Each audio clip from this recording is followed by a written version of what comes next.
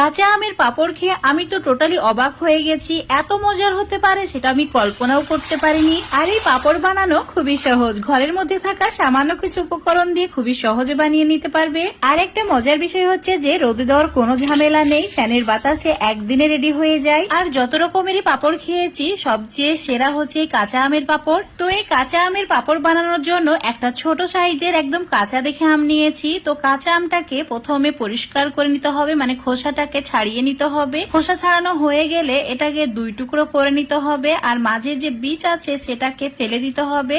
আর এরই সঙ্গে আমের যে শক্ত অংশ আছে সেটাও কেটে বাদ দিতে হবে। তারপর ছোট ছোট টুকরো করে নিতে হবে। এবার একটা কাপের মাপ করে কি হয়েছে তোর? কাই দিকে তাকা, বমি করছিস কেন? আমার খুবই খারাপ লাগতেছে, বমি আসতেছে। তার আমি তো ভাইজান এক্ষুনি একটা কল করছি। হ্যাঁ সুইটি বলো।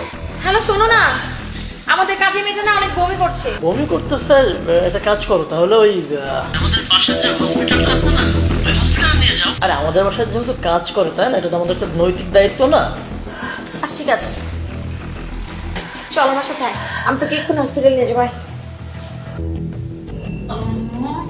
আমার সোনা পাখিটার বমি খাচ্ছে আজকে এত। কি হয়েছে?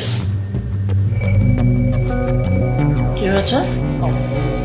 আজকে আমার মনে হইতেছে প্রবাসীদের কোনো বাড়ি ঘর নাই, তারা আসলে মেহমান। মেহমানরা যেমন বেড়াইতে আসে বেশি দিন থাকলে তাদের কোনো দাম থাকে না, তেমনি একজন প্রবাসী দেশে এসে বেশি দিন থাকতে চাইলে তাদের কোনো দাম থাকে না। একজন প্রবাসীরে কেউ ভালোবাসে না, ভালোবাসে তার টাকারে।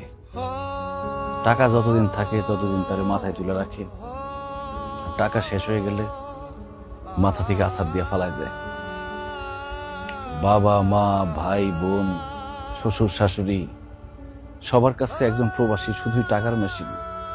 তারা খালি চায় এই মেশিনটা যাতে। যাদেরকে নিয়ে এই দুনিয়া, আমাদের মা বাবা ভাই বোন আত্মীয় স্বজন স্ত্রী সন্তান, এরা সবাই যে যার হক চাচ্ছে। তাদের হক দিয়ে দেন, আপনি খুব ভালো। দিতে পারবেন না, আপনি ভালো না। সারাটা জীবন করতে থাকেন, দেখবেন একদিন দিতে পারেন নাই, সে আপনাকে চিনবে না। নবী সাল্লাল্লাহু আলাইহি ওয়াসাল্লাম বলেননি কথাগুলো? জাহান্নামে যাওয়ার কারণ এগুলো উল্লেখ করেন নাই?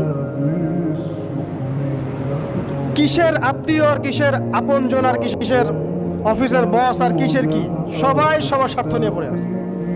শুধু একজন সত্তা আপনার কাছে স্বার্থ চায় না, সে কে? আল্লাহ পাক। এটা যদি বুঝতে পারেন তাহলে দেখবেন মনটা আল্লাহর দিকে নরম হয়ে যাবে।